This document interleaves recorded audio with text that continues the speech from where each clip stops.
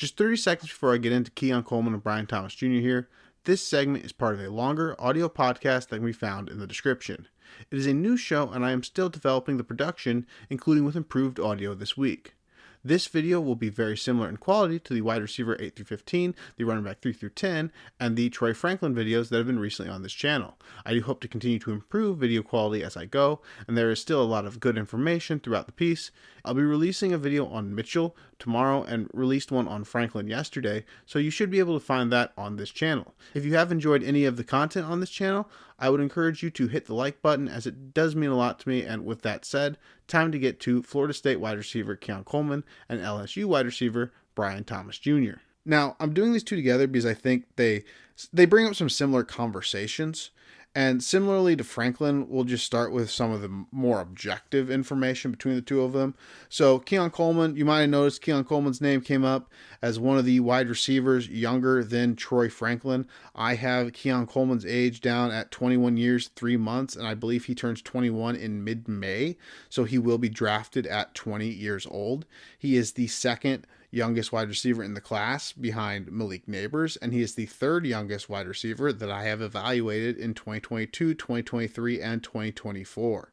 Keon Coleman is also listed by Florida State University at 6'4" and 215 pounds, which probably gives him the best overall size on this because while every single player on this list is at least 6'3", he is the only one who weighs in at over 205 pounds. And then on that note, Brian Thomas Jr., age of 21 years, 11 months. So the difference here is he's in the middle of the first and second quartile. So if you don't speak math, I break my age list into 4 groups. The groups are of equal size, right? So each group has about a quarter of the people in it. So the first group would be the young group. The second group would be the slightly young group. Third group would be the slightly old group. And the fourth group would be the old group. 21 years, 11 months is actually the age that switches from the young group to the slightly young group.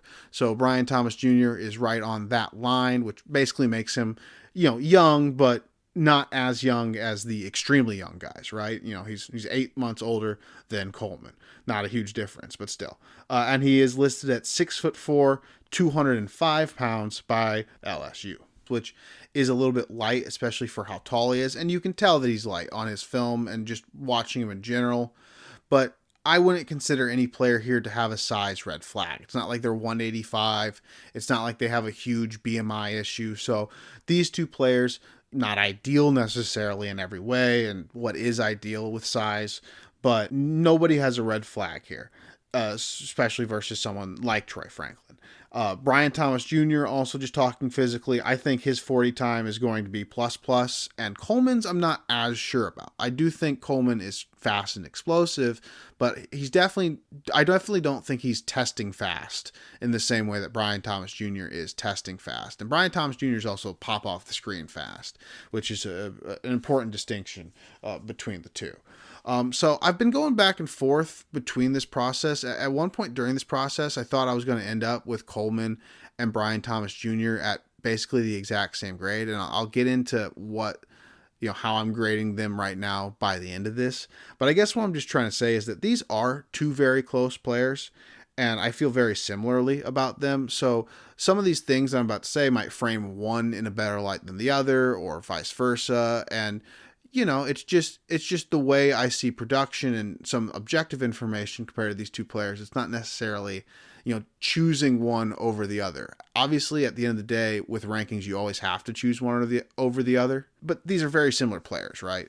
And so on that point, I think it's important to note that by the way I do things, Keon Coleman has a very underrated season, speaking specifically to his 2022 that does not give it enough credit.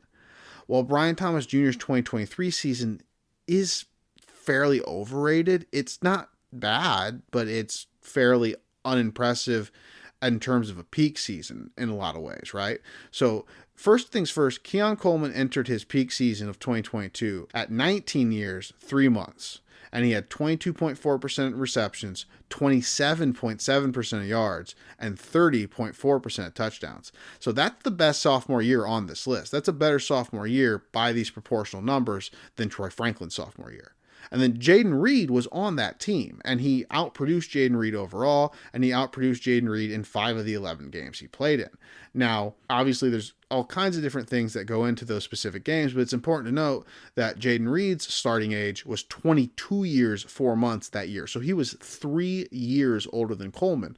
So even though you can say all kinds of things about, say, Reed's injuries that year, and he was banged up for a good portion of the year, it's still significant to note that Keon Coleman was 3 years younger and going tit for tat for a guy who was drafted top 50 in the NFL draft. Brian Thomas Jr.'s peak season, he entered it at 20 years, 11 months. So this past season, he turned 21 years old in October, whereas Keon Coleman has not turned 21 years old yet.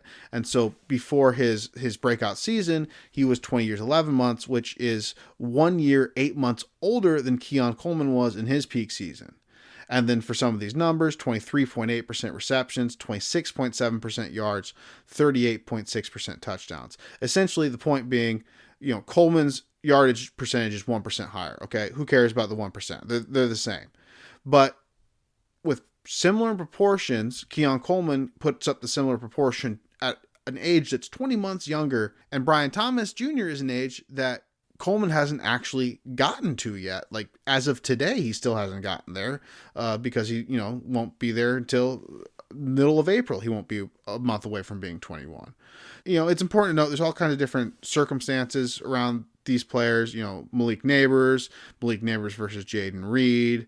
But, there's also some things circumstantially. I mentioned junk time or garbage time scoring early on in the show. And I don't know if Coleman has any of it. I don't know for a fact Coleman has any of it. But I can tell you that I wrote up Brian Thomas Jr. after week 1 of the college football season for a post on Reddit as a potential breakout based on that Florida State LSU game worth talking about, specifically because he just had a really good game and his physical size. It was just certain breakouts are hard to peg. Certain breakouts are not. When someone like Brian Thomas Jr. starts doing things, you pay attention right away with how big and fast he is, right? And my point in saying that is that I wrote up about how half his stats in that game were crap because he got them all in the last drive or two of the game when it was pretty much over, and he had a 75-yard touchdown basically as time expired that I think put him down like 2 touchdowns. Regardless of the exact details, the point is that, Brian Thomas Jr. did get a lot of garbage time stuff just in that game. And so, I'm not trying to make too much about this or the garbage time or anything like that, but when you're, if he was at 35%, it wouldn't matter. But he's only at 26.7% because when you have 1,100 yards with the Heisman Trophy winner and he's actually throwing 11 yards an attempt, it's just not quite as impressive. That's why I do this proportional production stuff, because I don't think a season like Thomas Jr.'s is that impressive from a production standpoint. Now, to be clear, that doesn't mean it can't be the most impressive season of these two players, right? If you want to say that Brian Thomas Jr.'s 2023 is the most impressive season, that's absolutely fine to say. Like, there's no problem with that, especially depending on how you're defining impressive. You're just defining impressive by what you were impressed by on the NFL field. It makes perfect sense to believe in that. But proportionally, statistically, analytically, objectively, looking at these players through a lens that I look through every player through, I would give Coleman's sophomore year, his peak season, say a B+ or an A-. I would give Thomas's junior year probably a B, maybe a B-, because it's a solid year, but he's almost 21 at the beginning of it. It's got some ups and downs, and he was very much utilized in a peripheral role compared to someone like Malik Neighbors, and that's not entirely his fault, but at the same time, it just is the reality of the situation. And so for that reason, I would grade his peak season from a production and objective standpoint far lower than I would grade Coleman's peak season. Now, one thing that he does get on Coleman is the peak yards per out run, because his yards per out run this LSU season was 2.6 compared to Coleman's 2.07. But again, there's just context numbers, because the quarterback that Coleman played with that year had a yards per attempt of 6.9. Daniels had a yards per attempt of 11.7. So, I really don't know what to make of these yards per out run numbers at this level. That's why I always say I don't make black and white lines, but it is important to note Brian Thomas Jr.'s was better, but his situation, especially for this statistic, was better. And then if you're going into their second best seasons, it's not going to be close, because Coleman's second best season is 2023, and he was still solid. He still ended up with 22.1% of yards, which is very much not what you want, building from a 27% season to go down 5% and have your yards per out run go down to 1.74. But he still had 45.6% of the touchdowns. He still had 22% of the yards. And he crucially still entered this season at 20 years, 3 months. Brian Thomas Jr. entered his sophomore year at 19 years, 11 months, which, if you're not following the numbers there, Coleman's closer in his third year to where Brian Thomas Jr. was when he hadn't broken out yet. And in Brian Thomas Jr.'s second best season, he had 9.1% of the yards. It wasn't even close. It's almost not worth bringing up because he just wasn't a very impactful player in that season. So, Coleman has 2 seasons that I consider relevant. Brian Thomas has 1. Coleman's peak season is better. So from these production and proportional analytic things, it really isn't that close. Now, Keon did have a pretty significant slide down the end of his FBS career. In the last 3 games of his career, he had 21 targets, 9 receptions, 67 yards, and 1 touchdown. And again, that's 67 total yards in 3 games. He did have an ankle injury during that time, and so you could argue that he's toughing it out through that, but definitely not the numbers that help you out there. And then Coleman also had 2 drops during this 3-game span, which is, I guess, significant just because they were his only 2 drops. So you don't want to really make too much of that as a negative, because you really can't make drops into a negative for Coleman unless there's some stat source that's different than the one I'm looking at that has him credited with a lot of drops. But you can also be pretty cynical about Coleman's number of drops and say that usually you don't get credited with drops when you're covered. And the big argument that people use against Coleman is that he's covered far too often, or at least doesn't separate enough. But it's probably best to separate them more entirely for the film process. So hopefully comparing them through the first section wasn't too confusing, and you can see maybe why I was doing it, because of the looking at these 2 together and seeing how these production things can compare with players. But I'm going to tackle Brian Thomas Jr. first because I find him easier to talk about. That doesn't necessarily mean a good or bad thing for his profile. It just means that I just find him really easy to break down into strengths and weaknesses, starting right with the most obvious positive for either one of these players, which is that he just has lightning speed, especially for someone that is his size. I don't think he's as fast as Troy Franklin, but I don't think Troy Franklin can play above the rim like Brian Thomas can. Brian Thomas has legit height. I wouldn't be surprised at all if Keon Coleman measured in at under 6'4", but Brian Thomas Jr. I think is probably a legitimate 6'4". And so with that 6'4" size, with a little bit of weight, being able to fly down the field like he can, it's just a very impressive and very obvious thing.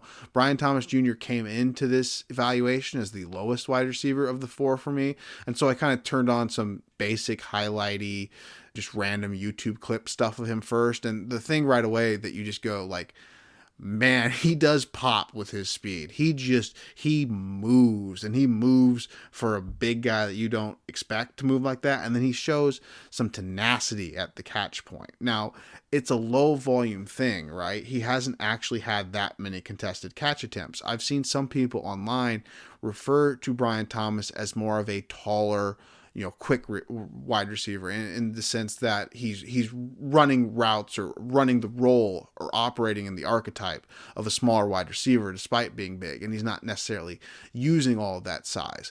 And I've seen a lot of pushback on that too, but frankly, I don't think it's that wrong. I think Brian Thomas Jr. has a lot of, when I was playing a lot of Madden, I would have specific roles for certain wide receivers. And I would have one guy on my team, no matter what, who was just flat out fast. And he had 2 roles. And those 2 roles were run deep and run a drag.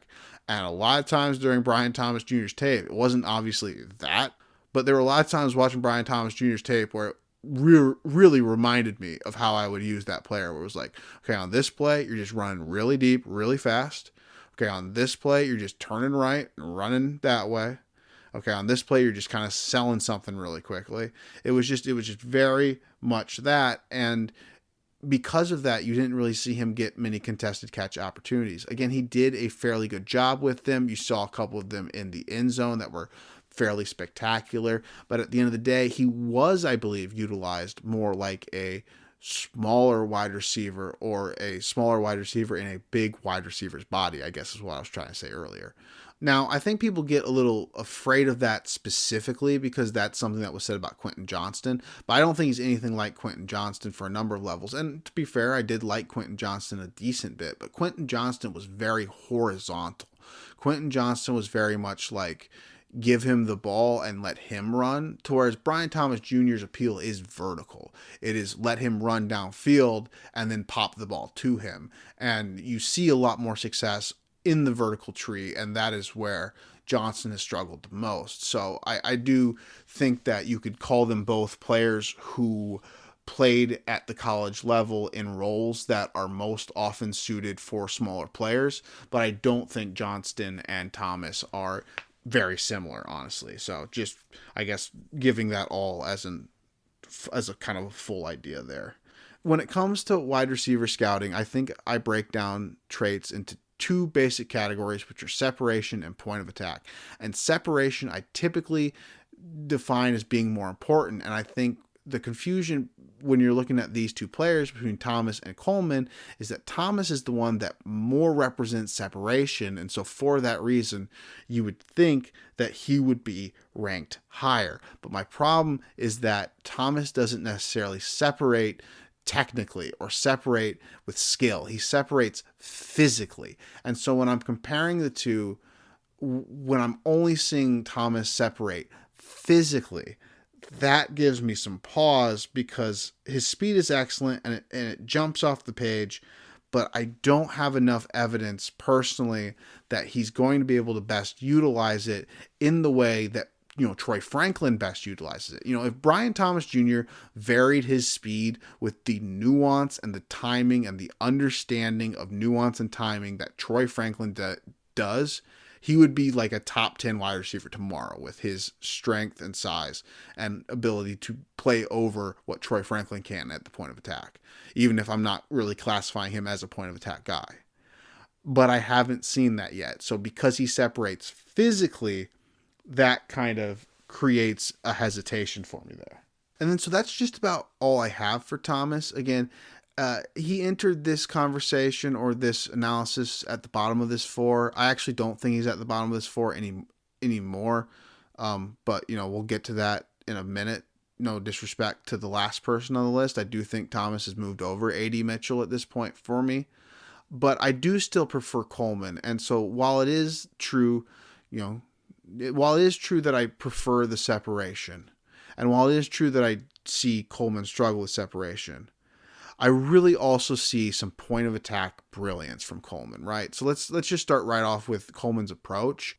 Now, when it comes to wide receiver blocking, this is not something I really care about, especially when it comes to can you block well. However, when it comes to how you approach your position, there are things I believe you can learn about a player by the way they block. And that's my way of saying if there's one wide receiver I watched on these tapes that wanted to hit corners, it was Coleman. Coleman wanted to pop corners. And I think you see some of that tenacity take shape in the way that he tries to win at the point of attack as a receiver. You see some absolute brilliance from Coleman at the point of attack in the LSU game, against Wake Forest a couple times. There was a play, I watched the Miami game on the All-22 for this one, and there you could tell throughout the entire game, because he didn't put up very many numbers against Miami, and you could tell throughout the entire game he was getting more and more and more and more frustrated.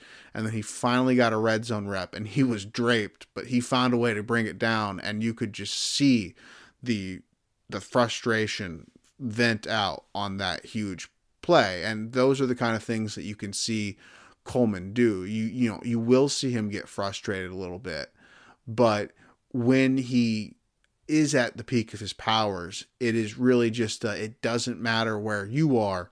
I'm going to catch this pass. Now, it is true that there are some inconsistencies. If you look at PFF, he actually does not have a super high rate of contested catches in terms of catching the opportunities he gets. But I do blame this at least somewhat on Jordan Travis. And I try not, this is why we use things like data to supplement our own eyes. And that's why I have talked about so many things with Coleman's, proportional production. And so I guess what I'm trying to say by all that is just do understand that my eye is subjective. So maybe I'm seeing what I want to see. But there are a lot of plays where it just seems like Coleman has created a pocket that can win, and the ball is not going to that pocket. And while Travis makes mistakes outside of this too, Travis really does seem to me like the kind of guy who he can throw strikes, but he can't spot the corner, and if people don't know baseball, might not follow what I'm trying to say there, but he can get it in the right vicinity of where the ball needs to go, but he doesn't hit the right window a lot of the times, at least in my opinion. That's just my Jordan Travis opinion.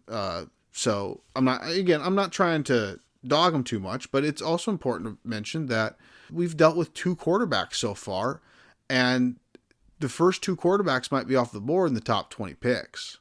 Jordan Travis is not going to go in the first 2 days. So that is a substantial difference here. And then as a yak receiver, I really like Coleman's ability to be a bully. I didn't watch the weight game for this analysis, but I did watch the weight game a while back for my deeper dives. And there's one play on that game in particular where he just gets a screen. There's no, real scheme up to it, by which I just mean it's not like they're pulling out blockers. It's not like there's motion. It's not like there's anything like that. It's just, we're going to throw to a far hash with a one-on-one situation. And if Coleman gets past this guy, there's a lot of green grass in front of him. And that's what happens. And so I guess my point in saying all this is that, yes, all 4 of these guys have some degree of matchup nightmare, just by the fact that they're all 6'3", right? But Coleman, because of his physicality, even compared to Franklin's speed, or particularly Thomas's speed, because Thomas has the physicality and the speed, I think Coleman represents the highest potential to be a matchup nightmare because of that physicality. I believe that Coleman's going to be somebody who, if even marginally successful, could substantially change the way defenses plan against him, because there's certain players you're just not going to want to leave him out on an island against, because if he can physically dominate the player you put out there, you have a chance to, need to just change things up dramatically, because moving Coleman around might be able to just beat you up a little bit. And so I think that's the appeal with Coleman, and specifically being so young and being able to develop, beyond where he is right now. Coleman has an interesting background from the standpoint of he was, there's a lot of these guys who are cross-sport athletes, right? And it doesn't get brought up with all of them, really most of them. But most of them also don't, practice with Michigan State's basketball team, right?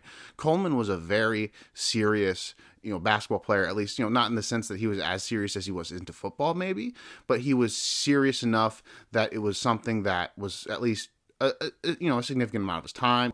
You hope with the attitude, with the tenacity, and with the natural ability that specialization might kick in. Because again, going way back to the beginning, I think the importance of putting these production profiles in relative terms is that Coleman has not yet gotten to an age, at the same relative age as Coleman is right now. Brian Thomas Jr. is a guy that no one had ever heard about. Obviously prospect people had heard of him, but after his disappointing sophomore year where he did basically nothing, people had basically moved on and said this guy's not that good at football. So we thought Brian Thomas Jr. was not very good at football on the college level when he was the age that Keon Coleman is now. So that's just important to remember, that Keon Coleman is this young player who has all this opportunity to develop in front of him. Again, not huge differences, but when you're looking at 2 developmental players, I think that's kind of why I lean to the younger one, is that relative age difference, as well as for Coleman, the specialization potential